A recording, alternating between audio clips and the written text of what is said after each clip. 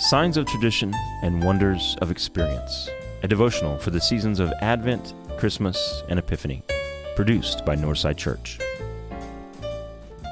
Monday, January 6th, Epiphany.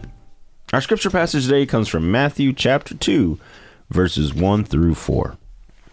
After Jesus was born in Bethlehem in Judea, during the time of King Herod, Magi from the east came to Jerusalem and asked, "Where is the one who has been born King of the Jews? We saw his star when it rose and have come to worship him." When King Herod heard this, he was disturbed, and all Jerusalem with him.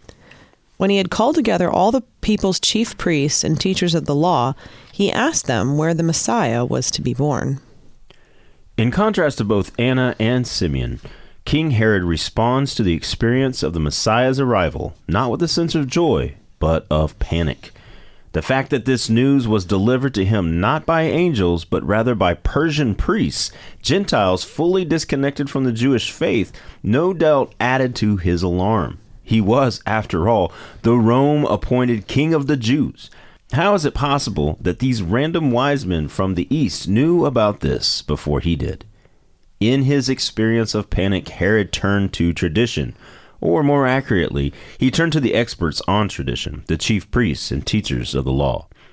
I can identify with Herod here because it's in these moments of panic and uncertainty that I, too, turn to the tradition of my faith to find meaning and to make sense of what is happening in my life. Sadly, like Herod, it's primarily when I am lost or experiencing loss that I turn to Scripture for guidance. Or, again, like Herod, when I am trying to figure out what to expect. The experts lay out for him the tradition on where the Messiah was to be born. "In Bethlehem, in Judea," they replied, "for this is what the prophet has written. But you, Bethlehem, in the land of Judah, are by no means least among the rulers of Judah. From out of you will come a ruler who will shepherd my people Israel." Armed with this knowledge, Herod sends the Magi on their way to Bethlehem. He hopes that they will find this new King of the Jews so that he too may go and worship him. Of course, we know Herod's plan is darker and more sinister. He plans to kill the child and so solidify his own claim to be the King of the Jews. The experience of the Messiah is a threat to him because he is consumed by his own experience of power and importance. But though the Magi do in fact find the Messiah, Jesus, along with his mother Mary, Herod's plan is foiled. They are warned not to return to Herod and decide to head home by a completely different route. Frustrated, Herod resorts to the unthinkable. I would like to say that he does something unprecedented here, but we know that's not true. Indeed, the irony here is that the man who clearly has no familiarity with tradition turns to a traditional method of eliminating a threat. When Herod realized that he had been outwitted by the Magi, he was furious, and he gave orders to kill all the boys in Bethlehem and its vicinity who were 2 years old and under, in accordance with the time he had learned from the Magi. Here is the King of the Jews committing the same atrocity as Pharaoh, the oppressor and enslaver of God's people. God, however, is not without a sense of irony of his own. Joseph is warned of Herod's intentions by an angel of the Lord who tells him, "Get up, take the child and his mother, and escape to Egypt. Stay there until I tell you, for Herod is going to search for the child to kill him." Rather than escape from Egypt, as Moses and his family did, the Messiah Jesus and his family will escape to Egypt, as God laughs at Herod's disturbing and evil plan.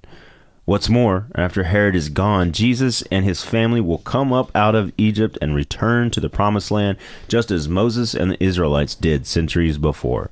Talk about tradition coming to life through experience. And this is exactly the point, and what we have been exploring during the seasons of Advent and Christmas. Our tradition is the pattern of God's work among his people, which is not random, but rather has a beautiful and often surprisingly ironic order to it. Tradition exists to give meaning and order to our lives, as well as to spark the experience of faith in us that in turn gives life to the tradition itself. Too often, I fear, we turn to tradition not to spark experience, but to lay out expectations, to tell us how our lives must be ordered and how our faith must be practiced to the exclusion of all other possibilities.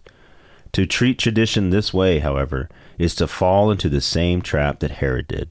It is to forget that traditions fail when they generate static expectation rather than lived experience. When tradition becomes about looking for what signs to expect rather than helping us to make sense of the signs we are experiencing, then it fails to be the lens we need to see the new thing God is doing in our midst. Signs are only signs in retrospect. It's the collision of tradition and experience that creates signs in the first place.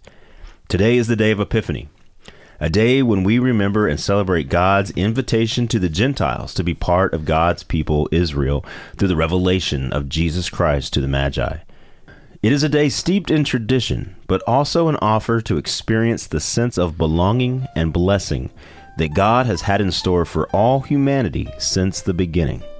I invite all of us today to sit in this tension between our tradition and our experience and see if just maybe there are more epiphanies to come of God's new work in our world.